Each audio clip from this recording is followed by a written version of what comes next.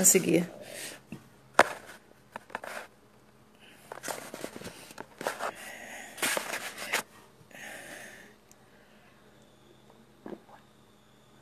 Já tô entrando de novo. Cara, que doideira. Obrigada, gente. Que delícia vocês aí com a gente. Obrigada. Quem disse que a gente quer perder o final dessa história? E aí, e aí, tá todo mundo voltando com a gente. Que coisa boa. Agora a gente vai com mais calma, segurar um pouquinho mais a emoção aqui. E eu fico muito feliz. Eu quero mandar um beijo para minha amiga Evelyn, porque ela é uma querida.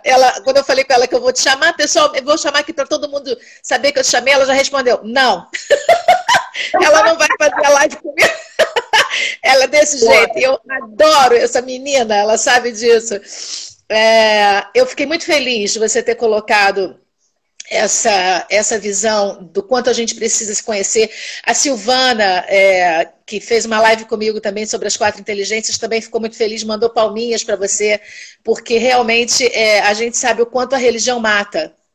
Você sabe que a gente já conversou um pouquinho sobre isso, né? Eu fui parida praticamente dentro de uma igreja batista e eu tenho nos últimos 8 anos ressignificado a minha relação com Deus fora desse contexto institucional que adoece, que te prende a uma série de dogmas, que te coloca pesos. A cruz de Cristo não é o bálsamo, e na maioria das vezes a cruz de Cristo é o peso que você passa a carregar, que nem o próprio Jesus carregou. Então, assim, a nossa relação com Deus é nossa, é pessoal e é intransferível. Estar numa igreja, numa comunidade, tem que ser prazer, tem que ser desejo, tem que ser um momento de adoração e louvor. Então, assim, eu agradeço muito a Deus por tudo que você está colocando, especialmente pelo que você está colocando em relação a isso, especialmente ainda mais pelo seu testemunho de confiança e dependência total, completa. Porque ou a gente pira ou a gente confia nesse Deus. E você escolheu confiar. E aí você chegou no Rio e você conseguiu fazer esse trajeto sem tanto sofrimento. Sem muito sofrimento, tudo. Chegamos no Rio, tudo. Foi minha mãe, para variar, né? Eu virei para ela, vai lá em casa, mãe, quando eu chegar de viagem. Eu só liguei pro meu irmão, falei com o meu irmão o que tinha acontecido. Falei com o Fabiano me deu um help, me colocou pessoas para estarem comigo. Falei com meu irmão queria ir para Fortaleza. Falei, cara, não vem, porque eu não sei como vai ficar a minha vida, não adianta você vir, e eu tô indo, vai gastar dinheiro e não vai resolver. Mas, enfim, em função dessa questão, fiquei bastante tempo, né, debilitada, tudo. Nesse período que eu fiquei em casa, debilitada, eu ainda fui a um segundo oncologista, aí a cirurgia não rolou, claro, porque o risco de trombose era alto, o médico de Fortaleza, de Sobral, que me operou, falou que não autorizava a cirurgia, que ele falou assim, ó, se o próprio oncologista não tem certeza que é câncer, eu tenho certeza que você pode ter uma trombose e morrer da trombose, então eu não autorizo a cirurgia com menos de 2 meses de jeito nenhum. E ele não autorizou a cirurgia, assim eu fiz, então eu tive tempo para ir no outro oncologista. Fui no outro oncologista, o outro oncologista falou assim, esse médico é louco, você não precisa operar, isso daqui é benigno, você vai ficar com isso para sempre, fica tranquila, etc e tal, beleza. E aí eu fiquei tranquila, né? Mas a minha médica não ficou tranquila. Ela ficava, Silda, quando é que você vai operar? Já falou com doutor fulano, já resolveu isso? Quando é que você opera? Quando é que você opera? Quando é que você opera? E aí a gente finalmente marcou a cirurgia, eu operei, o Fabiano veio de São Luís para ficar comigo, ficou 2 dias comigo lá no hospital, com minha mãe zoando, a gente fazendo live. Cara, eu 2 dias de interna, eu tinha o quê? 24 horas que eu tinha operado, fiz 2 lives com ele, louca, falando um monte de coisa doida lá, e foi muito maneiro também. Né? Ele é uma pessoa que me ensina muita coisa, me ensina muito, né? E é bom a gente aprender das pessoas que têm algo. E nessa altura do campeonato, a gente já estava quando? Em 2019, que mês? Você voltou de Jericoacoara em março? Março, abril, maio. Maio eu operei. Deixa eu só mandar um beijinho rápido aqui para minha amiga Céia Gentil. Teve uma experiência dessa sua recentemente. E ela é muito querida, eu quero mandar um beijo para ela e dizer, Céia, você entrou agora, a gente está, na verdade, na segunda parte, porque a primeira live de 1 hora não deu tempo dessa criatura contar sobre essa vida dela em hospital, em operação. Então, você e outras pessoas que estiverem entrando agora, eu convido para depois dar uma olhadinha no IGTV da minha página e amanhã, com certeza, tudo correndo bem, no meu canal no YouTube, Delaís Comunicação. Aí a gente vai ter a primeira parte da Gessilda, que foi de 9 às 10, e essa agora que a gente vai gravar também. Então sejam bem-vindas, os que não estavam com a gente na primeira parte, sejam bem-vindos agora. A gente está meio que no fechamento, mas ainda tem muita coisa para a gente, muita vida da Gessilda para compartilhar com a gente. Vai lá, amiga. Chegamos em maio, finalmente chegou a data da cirurgia, operamos, foi lindo, maravilhoso, etc. Fabiano ficou 2 dias comigo no hospital, com minha mãe direto. Minha mãe foi operar comigo achando que eu estava com cálculo renal, coitada. Foi muito doido. Minha mãe sofre, cara, minha mãe sofre. Minha mãe é guerreira, ela sofre. Se ela não tomasse chá da tarde, chá de cogumelo com Deus, eu acho que ela tinha pirado, já tinha morrido. Realmente, ela sofre com isso. E assim, ela foi achando que era cálculo renal. E ela já tinha ido acompanhar uma amiga dela que teve cálculo renal. Passou 1 hora, 2, 3, 4, 5. Essa mulher não desce. Como assim, né? 5 horas essa mulher não chega. 6 horas essa garota não sai do centro cirúrgico. Com 7 horas e pouco, a minha médica foi conversar com ela, porque a minha médica fez parte da equipe médica que me operou. Foi conversar com a minha mãe e falou assim, mãe, Deus é muito bom, já estava dando metástase, mas a gente conseguiu, a gente tirou uma parte maior do rim, isso resolveu. Depois o médico, o oncologista vai vir falar, mas eu quis descer, porque eu conheço o meu eleitorado, eu sei que a Gessilda deve ter falado para a senhora que, no máximo, não deve ter explicado e a senhora entendeu que era outra coisa. Eu já conheço o meu eleitorado, eu já sei como é que é. Então, tranquilo, operei, fiquei 1 semana... de boa, com 1 semana... Cara, depois de 37 cirurgias, você tirar metade do rim, normal. Tipo assim, eu com 1 semana, eu fui da minha casa ao médico a pé, que dá uns 600 metros. Eu fui a pé. 1 semana de operar. Eu andei no Saara. Com 7 dias, eu fui fazer perícia lá no tribunal. Da perícia, eu fui dar um rolê no Saara. Depois fui comer bacalhau na Cadeg. Tipo assim, 7 dias de operada sem rim. Mas tá tranquilo, né? E aí, no 8º dia, alguma coisa tinha que acontecer, né? No 8º dia, lembro como se fosse hoje, eu tava me sentindo estranho, eu fui com meu irmão comer alguma coisa no shopping. 7 dias de operado, eu saí da minha casa e fui até o shopping com meu irmão. E aí, na volta, eu falei pra ele, Júnior, eu tô com uma cólica. Tô com uma cólica, vamos dar uma acelerada e eles vão pegar um táxi. Só que o shopping é do lado da minha casa, né? Quem me conhece aqui no Rio sabe que o shopping é do lado da minha casa. Falei, não, vamos a pé. Foi o tempo de eu chegar em casa, eu achando que era uma cólica intestinal. Não era. Não era. Não era. Eu tive o primeiro episódio de hemorragia. A minha barriga estava lotada de sangue, porque um dos grampos da cirurgia se soltou. Então, eu comecei a fazer hemorragia abdominal. E como é no sistema renal, uma parte do sangue ficou no abdômen e uma parte foi para a bexiga. A parte que desceu para a bexiga. Ó, primeiro episódio. Aí eu liguei pro meu médico. Falei, olha só, eu tô com um sangramento. Aí ele, Gessilda, tinha me visto 4 horas da tarde. Eu te vi 4 horas da tarde. Você tava ótimo. Você não pode estar com sangramento. Eu estou com sangramento. Ele, não, sabe o que é? Você tem endometriose, seu ciclo menstrual é intenso, você ficou estressada com a cirurgia. Isso é menstruação. Eu falei, não é menstruação. Ele, é menstruação. Eu falei, não é menstruação. Ele, não é, então vem para o hospital. Vem para o hospital que de manhã eu vou te ver. Aí eu falei, pô, fiquei cabreira, né? Eu falei, pô, deve ser menstruação mesmo. Deu de novo a cólica, fui pro banheiro, tive o 2º episódio. Aí meu irmão veio ficar. Eu gritei meu irmão. Falei, cara, eu falei, Júnior. Aí o Júnior me tirou do banheiro, tentou me botar no meu quarto para deitar. Eu falei, não me deixa deitada. Se você deitar, eu vou morrer, eu tenho que ficar em pé com você. Aí meu irmão, mas eu não tô dando conta de te segurar. E meu irmão é um homem grande, meu irmão tem quase 1,90 m, pesa 100 e tantos quilos, malhadão.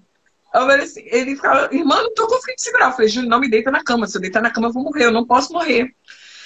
E se eu deitar, eu vou morrer. Aí, meu irmão desesperado, aí eu falei, eu consegui, deu uma melhorada na dor, eu consegui ficar sentada. Ele foi ligar para minha mãe ir pro hospital com a gente. Eu liguei para um amigo meu. Aí eu falei com ele, amigo, você tá com a tua filha hoje, que ele é separado? Aí ele, não, hoje não. Eu falei, então, vem do jeito que você tiver, porque eu tô passando mal. Cara, ele chegou aqui em casa de pijama, chinelo, não sei o quê. Quando ele chegou aqui, meu irmão desesperado, minha mãe não conseguia se arrumar, meu irmão não explicava o que que era, minha mãe achando que eu tinha morrido. Porque meu irmão falava assim, mãe, você não tá entendendo, vem pra cá agora. Aí minha mãe, mas o que que você precisa? Mãe, não posso falar, vem pra cá. Minha mãe, pronto, esse não morreu. Meu Deus, tadinha, cara. Não, minha mãe sofre, coitada. Aí, terceiro episódio, aí meu amigo chegou. Quando meu amigo chegou, meu irmão atarantado com a minha irmã, Robson, eu tava sentada aqui na minha cama, Robson, me leva pro banheiro. Ele me levou pro banheiro. Eu tive o terceiro episódio de hemorragia. Quando eu tive o Nossa. terceiro episódio de hemorragia, ele do lado de fora da porta do banheiro, ele só ouviu o barulho. Ele falou, gente, o que é isso? O que é que tá saindo de dentro de você, zoando, né? E eu não tinha força pra falar. Aí eu ficava assim, amigo, entra aqui. Aí ele entrou, não teve jeito, né? Ele, Júnior, você vai lá, Robson, vai lá. Quando ele me levantou do vaso, o vaso era completamente lavado de sangue. Aí ele era uma pessoa que ele se converteu há pouco tempo, tudo, e ele tinha síndrome do pânico. Ele ficava abraçado comigo, assim, e eu ficava assim, amigo, eu vou morrer. Aí ele, eu não posso ter pânico, eu não posso ter pânico. Senhor, eu não posso morrer, eu não posso ter pânico, eu não posso ter pânico, eu não posso ter pânico. Tadinho, Aí tadinho. cheguei no hospital. Cheguei no hospital com que cara? Linda, feliz, contente. Cheguei lá, a enfermeira falou que eu estava com a pressão 10/6, normal, que minha pressão é baixa, estava sem febre. Mesmo tendo perdido tanto sangue? 10 Aí por o médico 6? falou, tá bem? Ela falou, tá com a pressão 10/6, tá com 36,5 de temperatura. Aí o médico virou, então dá para esperar 2 horas. Ele foi dormir. E eu lá esperando. Aí daqui a pouco veio o terceiro episódio, o quarto episódio. Meu Deus. O banheiro ficou. Aí o banheiro já ficou completamente lavado de sangue. Aí eu liguei pra minha mãe, eu tava com o celular na mão, minha mãe foi ao banheiro, minha mãe falou, Gisilda, se você continuar com essa tua cara, porque eu fiquei com essa cara o tempo inteiro. Eu imagino. Com essa tua cara, você não vai arrumar nada aqui. Eu vou chamar teu irmão e o Robson, tu faz vou fazer um escândalo, você finge desmaio, faz qualquer coisa, porque alguém precisa te atender, porque o banheiro tá lavado de sangue. A gente precisa saber o que tá acontecendo. Aí, beleza. Fiz um teatro, acordaram o médico, não sei o quê, ligaram pro meu médico, falou, ó, tá acontecendo isso. Aí ele, mas eu tive com ela hoje, ela não pode estar tendo hemorragia. Isso é endometriose, eu tenho certeza. Mas na dúvida faz a tomografia. Fez a tomografia, tem alergia, não pode fazer a completa. Mas a que fez, já deu um alerta. A que fez, deu que eu tava com sangue abdominal. Aí eles Eita. ligaram pra ele, às 3 da manhã. Falando assim, olha, ela tá ótima, o rim dela tá com edema, compatível com a cirurgia, e ela tem um pouco de sangue abdominal, mas considerando que ela fez retirada de metade do rim, nada mais natural ela ter sangue abdominal. Quando ele falou isso, ele ligou o alerta dele e falou, não, ela não tem sangue abdominal, porque eu sei como eu deixei o abdômen dela. Não tem como ela ter sangue abdominal, a ponto de ser percebido na tomografia, sem contraste. Porque eu fiz sem contrato. Vocês vão fazer com contrato. Não, a gente vai mandar embora. A gente só vai esperar das 6 da manhã e vai mandar embora. Ele, não, vocês vão fazer outra. Aí foi a segunda briga. Aí quando foi às 5 da manhã ele apareceu no hospital. Eu entrei num processo de dessensibilização para poder fazer a tomografia. Quando eu fiz a tomografia, eu tava com... Eu lembro até hoje que a enfermeira perguntou se eu não podia fazer um xixi sem sangue. Você não pode fazer um xixi sem sangue? Porque todo mundo tá achando que eu tô menstruada. Eu falei, olha, é o único xixi que tem. Se a senhora quiser voltar daqui a meia hora, eu tomo água. Se a senhora quiser coletar a senhora pode voltar. Ela voltou, mas tá com sangue mesmo, né? Eu falei pra senhora, tá saindo sangue de dentro de mim. Que absurdo. Mas o fato foi que aí às 7 horas da noite do dia seguinte foi que confirmou realmente a hemorragia. E aí começou a via crucis. Por quê? Porque os exames de sangue indicavam que eu tinha perdido cerca de 4 litros de sangue. Misericórdia. Só que se eu tivesse perdido 4 litros de sangue, eu não teria esta cara. Eu lembro que eu fazia exame de sangue de hora em hora, porque eles ficavam assim, eu tomei bolsa de sangue e os médicos ficavam assim, tem alguma coisa errada. Ela não pode ter perdido tanto sangue. Não tem como essa mulher ter perdido tanto sangue e não ter feito coma ainda. Ela tinha, ela tinha que ter tido algum Caramba! colapso por causa da questão do oxigênio, porque por conta de pouco sangue no corpo, era para eu ter tido algum colapso, Uhum. era para eu, como era para eu ter feito qualquer coisa. E eu ficava assim com essa cara normal. Fiquei Mas porque internada. você não sentia nada? Você não estava sentindo nenhum incômodo, nenhuma dor? Ou por conta de você já ter passado por 30 e tantas operações? A que Gente, você eu não sentia atribui essa nada. tua cara? Eu não sentia Você não, nada. sen- Mas tinha a ver com isso? Tipo assim, nossa, eu já fiz 30 e tantas operações, então assim, tudo Eu já bem? tava, talvez, assim, eu acho que eu já estava tão tranquila que eu não tinha ideia do que era, assim, da gravidade. Entendi. E eu acho que era isso, eu não sei. Eu sabia que era grave, porque eu via a quantidade de sangue que eu perdi, eu tinha uma noção de que eu tinha perdido muito sangue, eu tinha consciência disso, porque eu vi os episódios que eu tive, mas a minha mente, ela tava tão, tipo assim, zen, num outro patamar, on, Uhum. total, que eu não conseguia me sentir mal. Então, assim, eu lembro que quando eu saí da tomografia, eu já saí para o CTI, é, fiquei no CTI isolada. Eu, de noite, eu comi sozinha no CTI. Eu queria tomar banho, eu arrastei o negócio, fui tomar banho sozinha. Quando a enfermeira chegou, tava toda molhada dentro do banheiro lá, porque eu entrei no banheiro que não era para eu entrar, porque no CTI você não toma banho. Mas tinha um banheiro lá de bobeira, eu entrei no banheiro e fui tomar banho. Aí depois eu descobri que aquele banheiro era para médico, não era para mim. Aí eu falei, eu tô suado, tô fedendo, vou tomar banho, vou tomar um banho aqui. Então, mas eu comia, eu sentava na cama, eu andava pelo CTI, os meninos, volta pra cama que tu não pode ficar andando pelo CTI. Eu falei, mas tá muito chata a cama, eu tenho que dar um estresse. E aí, no terceiro dia de CTI, uma pessoa morreu, eu estava no CTI oncológico, uma pessoa morreu, a outra estava em estado grave do meu lado. Eu tive um surto dentro do CTI, porque eu falei, cara, eu vou morrer aqui. Eu não estou como essas pessoas. Na minha cabeça, eu não estava como aquelas pessoas. Na verdade, eu estava até tão ruim quanto, mas na minha cabeça eu não estava. E eu tive um surto dentro do CTI, histérico. Aí eu lembro que até hoje o médico que estava lá, um japa, aí ele virou e falou assim: eu vou te tirar daqui. Se você ficar aqui, você vai morrer. Aí ligou pro meu médico de manhã e falou: ó, tô tirando ela, tô colocando ela na semi-intensiva, lá ela vai ficar com a mãe dela. Eu vou colocar que ela tem, como se eu tivesse uma doença infecto-contagiosa, que ninguém entra, ninguém sai. Vou colocar ela em uma semana em protocolo de doença infecto-contagiosa, ninguém entra, ninguém sai, para entrar lá só com aqueles roupões, comida passa pela porta, não sei o quê. A mãe dela vai ficar trancada com ela uma semana lá dentro, e aí depois a gente vê como ela tá. Se ela tiver melhor, a gente começa a liberar ela para receber pessoas, que até anima, não sei o quê. Que foi assim. E todo mundo ia me visitar, olhava a minha ficha médica, olhava para minha cara, olhava para minha ficha médica, olhava para minha cara, pedia outro exame. Todo médico. Eu recebia visita de manhã, de tarde, de noite do médico. A médica do plantão da manhã. Manhã, tarde, de noite, eu estou tirando, mas eu recebia 2 vezes ao dia visita de médico. Trocava o plantão, o médico ia lá. Ele olhava a ficha médica, olhava para minha cara, olhava a ficha médica, não, vamos fazer uns exames aqui, porque essa ficha acho que tem, anotaram alguma coisa errada. Porque ele chegava, eu estava sentada, eu estava lendo, eu estava lendo livro, eu estava vendo TV, eu estava fazendo live, eu estava perturbada da vida. E, assim, foram 26 dias internada assim.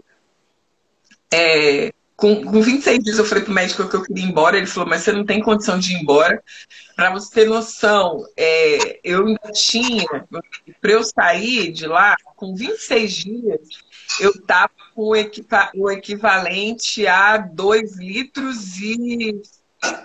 Minto, eu falei errado. Eu falei que eu perdi 4 litros, não. Eu perdi 2 litros e pouco, porque a gente tem uns 4 litros e meio de sangue.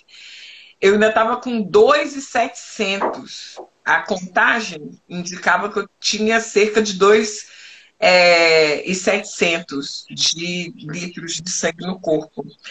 E ele falou, você não pode sair daqui, você tem muito pouco sangue ainda, o meu hematócrito estava, acho que 12, eu estava com hemácia, tipo, menos da metade, eu estava minha série vermelha estava na lona, e a minha série branca normal, que não fazia nenhum sentido, que ela tinha que nessa altura, eu não tive infecção.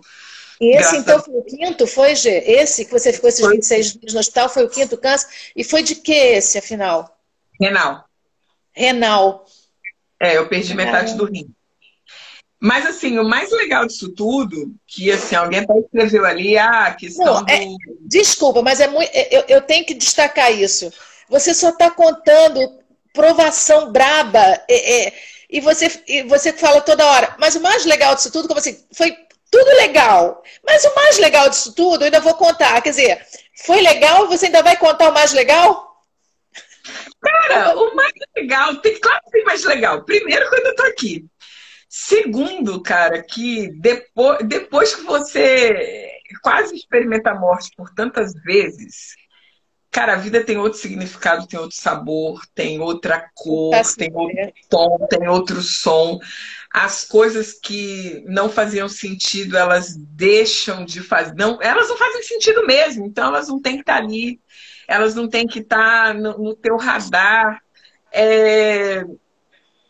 A família recebe um outro significado, os amigos recebem um outro significado, o que você faz da vida recebe um outro significado. Eu estou num momento da vida que eu estou muito estressada assim, com a vida que eu estou vivendo, porque ela não faz o menor sentido, algumas coisas não fazem o menor sentido para mim.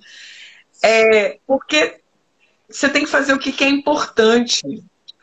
Você acordou hoje, amanhã você pode não acordar. Bota isso na tua cabeça, você que está me ouvindo. Você acordou hoje, amanhã você pode não acordar.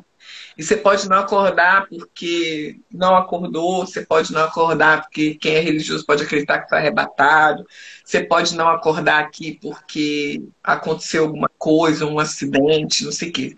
Você dormiu hoje, a única coisa que você tem é hoje. A única coisa que eu tenho é o dia de hoje. Eu não tenho mais nada. Depois dessa experiência, assim, duas coisas me batem muito forte. A primeira, que o único momento que eu tenho é o momento chamado agora. É o único momento que eu tenho. Eu preciso fazer do momento chamado agora o melhor momento da minha vida.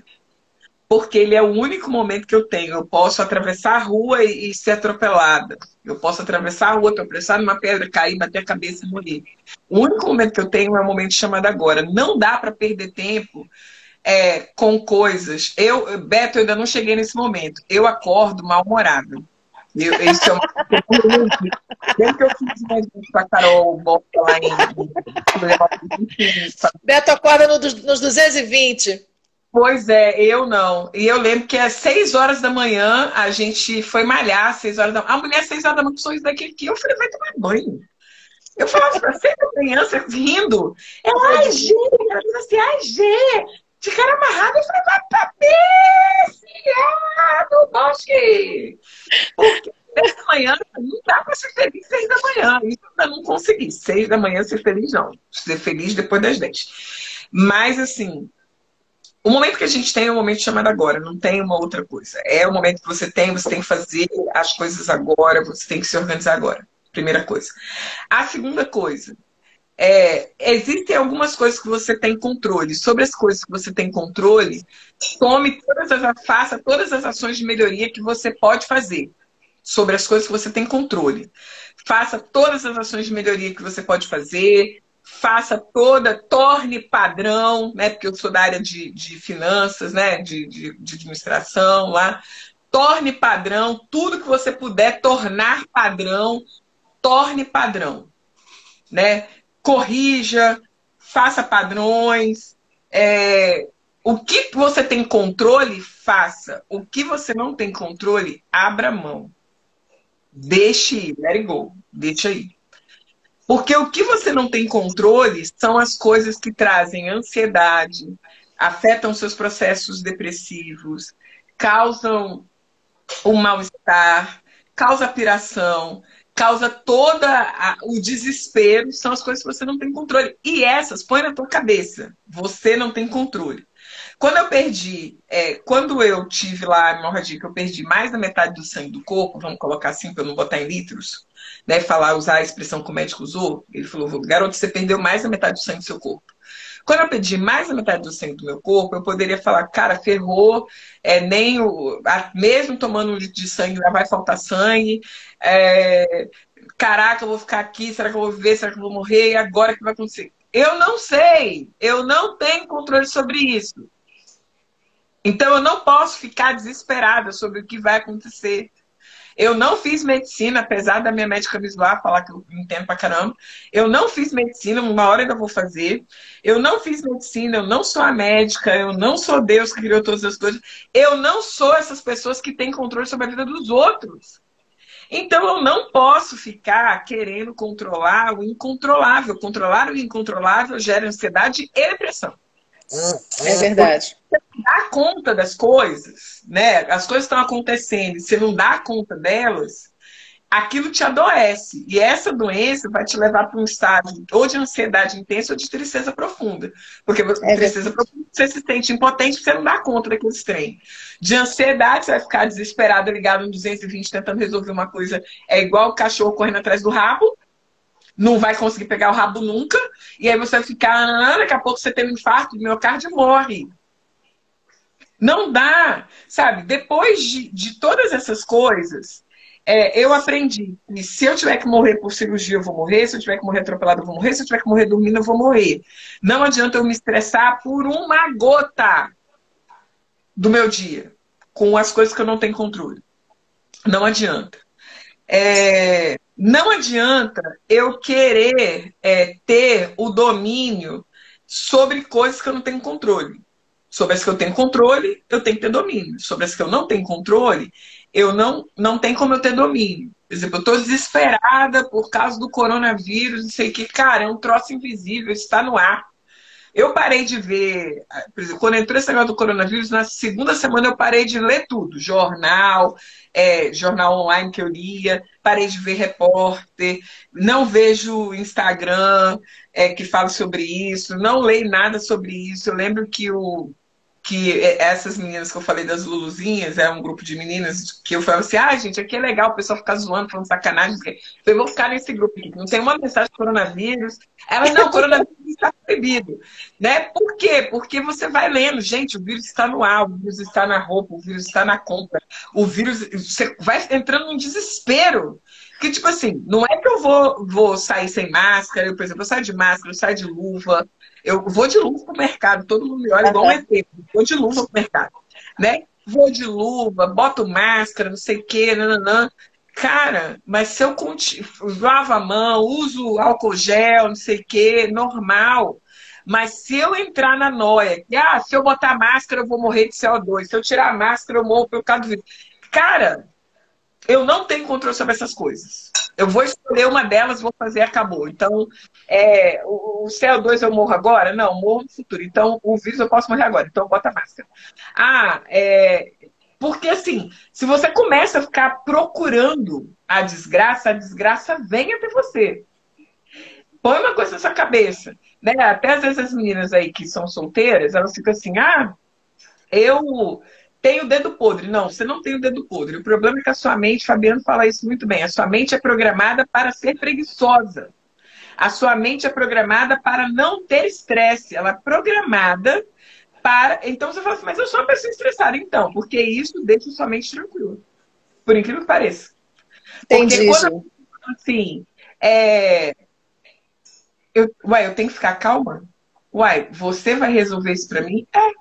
Ela não consegue lidar com o fato de não estar ligada no 220 o tempo inteiro. Eu lembro que você falou na live da Silvana, eu falo com toda a liberdade porque eu tenho o mesmo problema. Silvana, tem que fazer... Como é que faz meditação? Não sei o que, eu não dou conta. É isso, eu não dou conta. Tem que parar, acalmar e pensar no ócio, no vazio, no nada. Não dá, nem meditação contemplativa, né? As meditações que têm uma relação mais com o divino, não dá para fazer, porque até essa a gente começa, não, mas Deus é isso, Deus é aquilo outro, não sei o que, não. A gente tem que começar a dominar. Porque a gente não dá conta, né? A gente não dá conta de ficar no ócio. Tem um livro, você que quer aprender a meditar, tem um livro antigo chamado A Celebração da Disciplina, de Richard J. Foster. É um livro da década de 70. Ele fala sobre disciplinas espirituais. Então, ele vai falar sobre meditação numa perspectiva espiritual. E é uma coisa que, às vezes, as pessoas religiosas, elas não se dão conta. Elas ficam num ativismo religioso e elas esquecem do prazer de estar na presença do divino. Elas esquecem disso. Elas ficam naquela coisa, é culto, é tambor, é não sei o que, sei lá para onde que a pessoa vai. E ela fica, tem que ter o ativismo, né? Porque esse domingo sem culto, semana sem graça. Tem que ter culto, tem que ter missa. A gente conhece com essa frase. Tambor, né? Sexta-feira, sexta sem tambor, semana sem graça. Tem que ter um tambor, ou seja, ela entra num processo de ativismo religioso tão profundo que ela esquece da contemplação do Deus que ela de servir. Uhum. Isso é uma coisa assim, surreal, assim. As pessoas esquecem, né, desses elementos.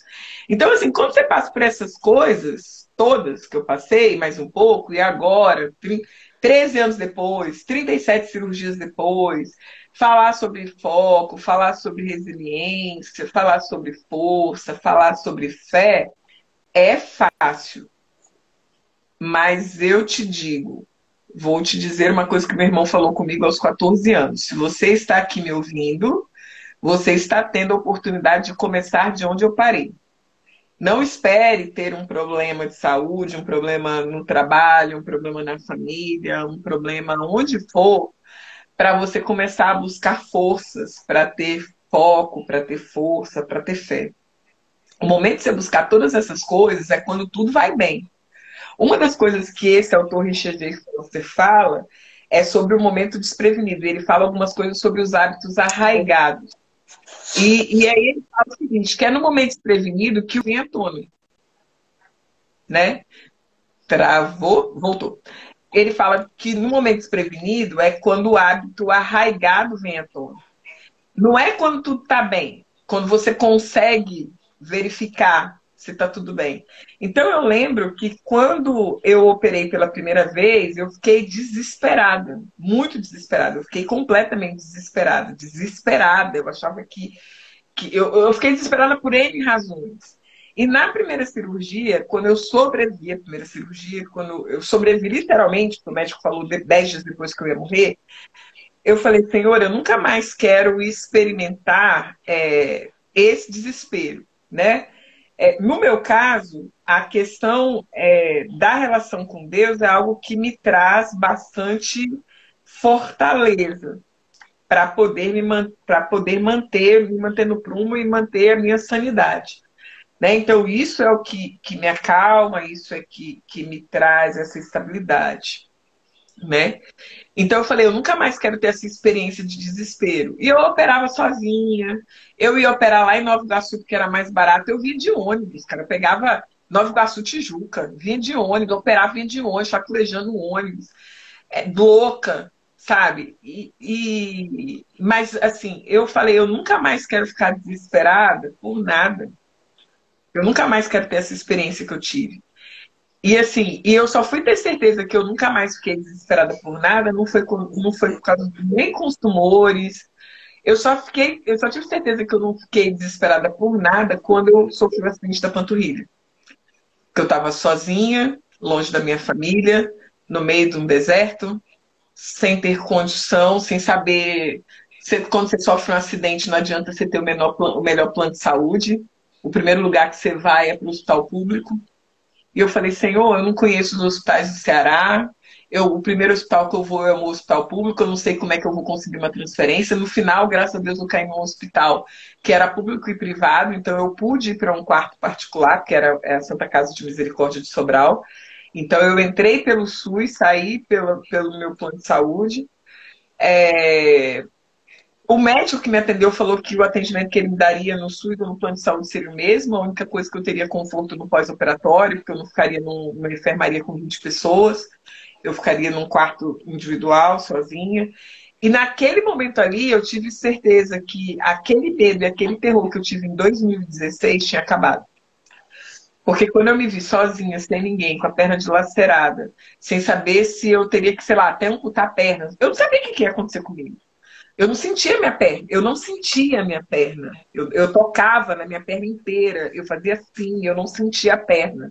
Eu falei, meu Deus, será que eu vou ter que amputar minha perna? Eu não sinto minha perna. Eu não sentia dor e eu não sentia a perna inteira. Eu não sentia a perna. Da coxa para baixo eu não sentia nada. Eu pegava, eu apertava, eu beliscava, eu não sentia nada. Então, assim, quando naquele momento que eu lembro que quando eu olhei, eu parei, orei e falei e fui viver minha vida. E quando eu cheguei no hospital, 8 horas depois, a mulher colocou. Eu lembro que eu falei, Senhor, eu acho que eu não vou aguentar, não. 8 horas eu já aguentei, mas mais do que isso, eu não sei se eu vou aguentar, não. E veio aquela paz sobre o meu coração. Cara, você aguentou até aqui, você vai aguentar o que você tiver que aguentar. Não é isso que molda você. Você não é moldada por aquilo que você não pode controlar. Você é moldada por aquilo que você pode controlar. E você pode ficar em paz. Você pode ficar calma. Você pode ficar tranquila. Ficar desesperada agora só vai piorar a sua situação. E ali eu vi, realmente, 13 anos depois, que, de fato, aquela experiência ruim de 2016 me moldou para a pessoa que eu sou hoje. Então, hoje é fácil falar, que história linda. Hoje é fácil dizer, poxa, que resiliente você é. Hoje, poxa, que experiência de fé. Hoje é muito fácil mesmo. Mas se você está me ouvindo hoje, você pode experimentar algo diferente hoje. E aí eu vou falar a palavra de dois homens que me fizeram perceber algumas coisas de forma muito diferente. O primeiro foi meu irmão, que ele me perguntou sobre várias coisas relacionadas à vida quando ele tinha 14 anos. Aí ele virou para mim e falou assim, você já viveu isso?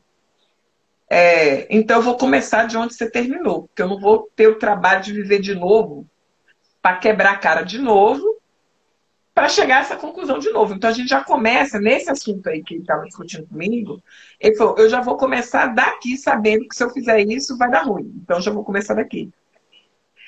E eu achei aquilo tão inocente da parte dele, mas ao mesmo tempo de uma profundidade tão grande, porque a gente acha que o nosso problema é diferente do outro. Só muda o CPF, cara. Todo mundo tem suas dores. E todo mundo pode experimentar as dores de uma maneira diferente, lidar com elas de uma maneira diferente. Todo mundo pode fazer isso. E a segunda coisa foi uma coisa que o pastor Hélio Peixoto falou que eu nunca mais esqueci. Que ele fala o seguinte, você tem duas reações quando a verdade te é revelada.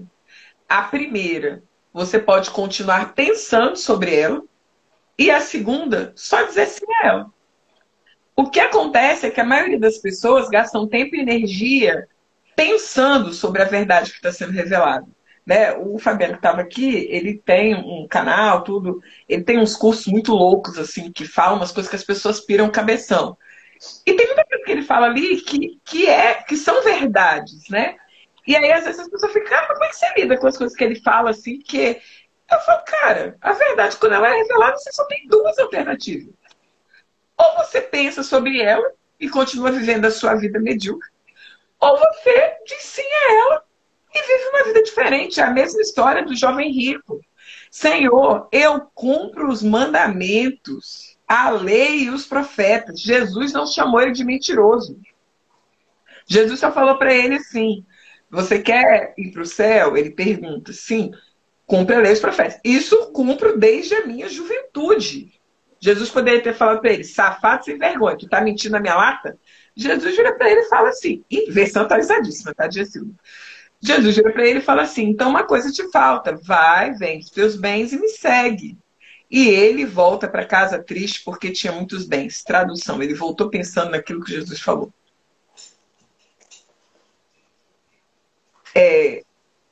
Abraão, quando Deus pede Isaac, você vai sacrificar o seu filho.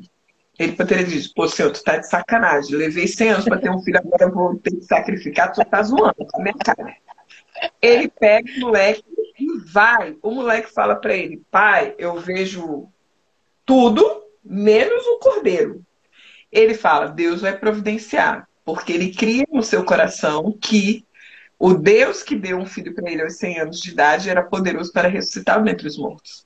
E quando ele chega lá e está a ponto de sacrificar o filho, Deus fala com ele, não, está aqui o cordeiro. Então a gente tem só duas reações diante da verdade. Você ouviu essa live hoje, você acompanhou a Delaíse durante essas 31 lives, ela teve lives maravilhosas, eu não consigo ver todas, porque normalmente a maioria dos horários eu estou em aula. Mas, e às vezes você está dando aula também, né? No horário. a maioria dos dias eu estou dando aula à noite. Mas verdades foram trazidas, né? E o que você faz com essa verdade é um problema exclusivamente seu. Literalmente. É um problema exclusivamente seu. Você tem a opção de continuar pensando sobre ela, ou você tem a opção de dizer sim a ela. Né? Fabiano fala um negócio que eu acho fantástico, que ele fala assim, não tem que ser fácil, tem que ser feito. Porque se a gente ficar pensando, mas é difícil, mas é complexo, mas eu não vou conseguir, mas isso, não faz. Porque ele não tem que ser fácil. Não tem que ficar pensando sobre... É fazer. Tem que fazer, acabou. Né? Então, isso é o que eu queria deixar hoje para a galera que está ouvindo a gente, vai ouvir ainda. Quando você ouviu uma verdade que te foi revelado, algo mexeu com você, algo bagunçou teu mundo, você tem duas reações que você pode ter. A primeira é você continuar pensando sobre isso, como é lindo, como é maravilhoso, como isso mudou a vida dela. Nossa, será que a minha vida também pode mudar assim? Você tem essa opção e você vai continuar na mesma porcaria de vida que você está vivendo até hoje. Ou você tem a opção de dizer assim, cara, isso mudou a vida dela, isso pode mudar a minha vida. Isso vai mudar minha vida a partir de hoje, isso vai mudar minha vida agora. E talvez agora você não perceba, né, os frutos dessa decisão e da nova mentalidade que foi implementada na sua mente a partir desse momento, mas lá na frente, no momento desprevenido, você vai perceber a diferença que esta decisão que te levou a uma nova forma de pensar vai produzir no meio das suas ações. E era isso. Você é fantástica. Eu já chorei um bocado na primeira parte, né? Vou segurar minha onda agora, porque eu quero te agradecer muito por isso. Você tinha dito para mim que estava na expectativa, porque ia ser a primeira vez que você ia contar com mais detalhes o que você viveu. E eu sabia que ia ser um momento muito emocionante. Eu queria dizer para a galera, pois é, Silvana, muito cheia de vida, né? É verdade. Eu queria dizer para a galera que está aqui com a gente agora e que não assistiu a primeira parte, vocês estão pegando o finalzinho da segunda parte, porque a gente não teve como encerrar a primeira, foi de 9 às 10 de hoje, e a gente está fazendo agora de 10 a não sei que horas, já tem 42 nessa segunda parte. E eu queria muito agradecer a você, Gê, por você abrir o seu coração, por você compartilhar com a gente a tua história. Dessa vez esse teu último câncer, que vai ser o último, em nome de Jesus mesmo, vai ser o último. Ele levou o seu cabelinho, você botou uma peruquinha com o cabelinho todo grudadinho, ficou uma gata linda. Agora teu cabelinho já está aí aparecendo de novo e você curtindo com esses seus óculos coloridos. E eu queria te dizer que eu fui acompanhando, fiquei com o coração apertado de não ter ido ali na Unimed ver você, estava pertinho de mim, mas te acompanhei em oração, mandava sempre um zapzinho para você e você sempre me respondeu, tá tudo bem, tá tudo bem, tá tudo bem. Isso já era uma lição para mim, esse seu tá tudo bem em meio a tanta coisa, é uma lição, sempre foi uma lição. A gente que cantou com você, eu, Mary, uma turma que cantou com você lá no Vox, eu sei que muita gente já sabe de alguma coisa, mas acho que eu e Mary tivemos esse privilégio de conhecer com mais detalhes hoje. Você é uma inspiração e você nos deu lições preciosas hoje. Você se lembra desse potinho aqui, quando você começou a fazer a live comigo primeira semana? Tava cheio, né? Então, ficou para você. Ó, ficou para você o último. Ó, tava cheio. Tinha exatamente a conta dos meus convidados. Eu não sei qual é, porque eu não fui checar os que saíram, os que não saíram. A gente vai ver agora. Esse é o meu segundo presente para você, por você ter aceito pela segunda vez. Só que dessa segunda vez foi tão especial, né? Porque você veio abrir o seu coração e contar pra gente as suas dores, a sua honestidade em falar, olha, cara, Não vou dizer que fui resiliente esse tempo todo, que não fui, desesperei, fiquei enlouquecida e tal. Só fui aprender a ser resiliente com o tempo, nesses 13 anos de muita luta com a tua saúde. Eu vou falar, eu acho que vou falar em nome da galera que está aqui com a gente, assim, que o nosso maior desejo nesse momento é que Deus cubra a sua vida de saúde. Que você tenha saúde. Essa frase que ficou por último para você, providencialmente, como disse a minha amiga Patrícia Cáceres, houve tanta sincronia nessas mensagens que não tem como a gente não ficar impactado. Porque às vezes a gente passa por dores muito fortes com pessoas que a gente ama muito. E às vezes a gente se pune por amar, se pune por ter amado tanto e ter se sentido tão frágil diante de uma decepção, diante de uma tristeza. E que o que você falou, algumas coisas a gente controla, outras não. A reação das pessoas a gente não controla, as doenças que nos vêm a gente não controla. Mas saiu a última frase que ficou para você do meu potinho, que estava cheio desde dia 27 de abril, foi a seguinte, que é a sua cara, não podia sair outra coisa. O amor sempre vence. Não por causa da sua força, mas porque quem ama nunca perde. Show! Por isso que ele sempre vence. Eu queria agradecer muito a você por hoje, pelo que você passou pra gente, pela sua liberalidade, pelo seu desprendimento em abençoar tanto a nossa vida com uma história tão linda. Queria convidar a galera para procurar depois lá no meu canal de Laís Comunicação no YouTube. Vocês vão encontrar hoje, dia 28, vocês vão encontrar Papo das 21 com Gessilda Esteves, parte 1, e esse que vai ser a parte 2. Amanhã eu encerro o meu projeto. Eu vou estar sozinha aqui contando para quem quiser ouvir o que eu confirmei sobre pessoas nessas 31 lives que eu fiz ininterruptamente, com exceção dos domingos, né? Mas foi praticamente ininterruptamente. Agradecer aos meus amigos que aceitaram o meu convite, que vieram, aos meus amigos que vieram ouvir. Agradecer a quem ficou com a gente aqui quase 2 horas ouvindo essa história linda. Para a Drica, beijo para Renata. Isabela estava por aí também, Fabiana estava aí, Marion, minha aluna, estava aí, tinha uma galera aí que eu vi, linda, porque eu não consigo ver todo mundo aqui, não. Estava aí também, tem Mary, minha chefe de naipe linda, maravilhosa.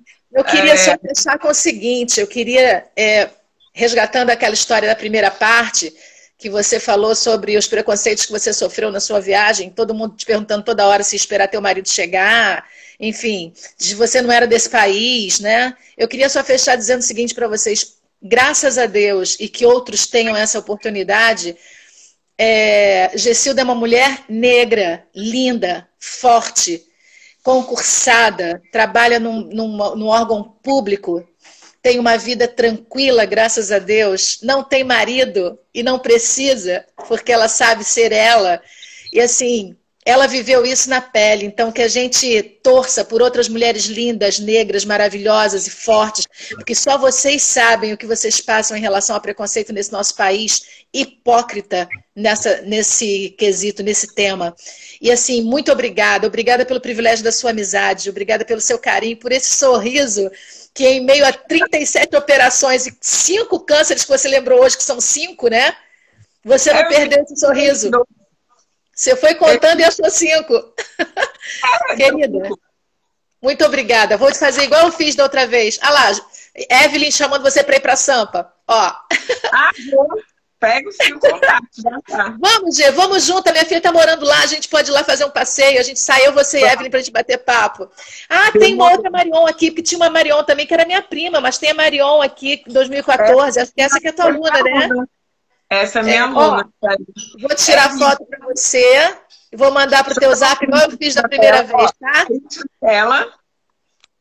Hã? Fiz um print aqui. Ah, minha filha, eu tenho uns fotógrafos que tiram as fotos lindas pra gente aqui. Eu vou te mandar também. Meu amor, muito obrigada. Que Deus te abençoe com saúde. É só o que eu quero para sua vida. Obrigada pelas lições, obrigada pela orientação, obrigada pelas dicas. Foi fantástico. Não foi à toa que foram quase 2 horas, né? Uma live seguida da outra. Não foi à toa. É porque foi bom demais. É isso aí, galera. Beijo, foi Beijo, muito bom estar com obrigada, vocês. gente. Muito obrigada. Mary também quer ir para São Paulo. Vamos fazer um Bora, bonde Mary. para São Paulo. Vamos embora. Beijo, Fazer um bonde. Beijo, obrigada, Gia. Obrigada, filha, minha filha, Bia. Beijo. Obrigada, querida. Tchau, tchau. Tchau, meu amor.